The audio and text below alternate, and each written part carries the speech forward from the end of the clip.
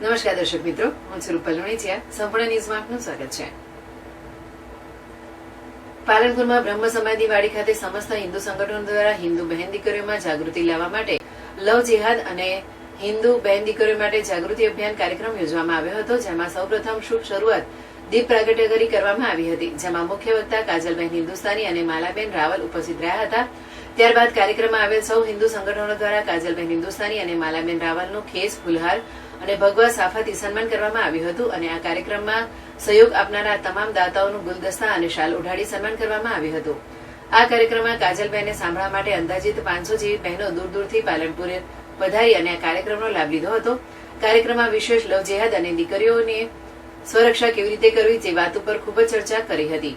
આ કાર્યક્રમમાં જય જય શ્રી રામના નાદ સાથે ગુંજી ઉઠ્યા હતા. ત્યારબાદ આ કાર્યક્રમને સફળ બનાવવામાં તમામ હિન્દુ સંગઠનો, લોક જાગૃતિ અભિયાનની બહેનો અને જાગૃત યુવા ભાઈઓનો ખૂબ સારો સાથ સહકાર રહ્યો હતો. આ કાર્યક્રમને સફળ બનાવવામાં સાથ સહકાર આપનારા તમામ માતા, બહેનો અને ભાઈઓનો સચિનભાઈ જોશી, દેવેન્દ્રભાઈ આચાર્ય, પંકજભાઈ દરજી, મૌલિકભાઈ મોદી, રાકેશભાઈ ગોસ્વામી અને બનાસકાંઠાના ગૌ માતા બચાવો અભિયાનના ગૌભક્ત વસંતભાઈ દેસાઈ પાવડસણે ખૂબ ખૂબ આભાર વ્યક્ત કર્યો હતો અને આવા દરેક હિન્દુ જાગૃતિ અભિયાનના કાર્યક્રમમાં આપણે ખૂબ મોટી સંખ્યામાં આપણી માતા, બહેન, દીકરીઓ અને યુવાનો જોડાય તેવી અપીલ કરી હતી.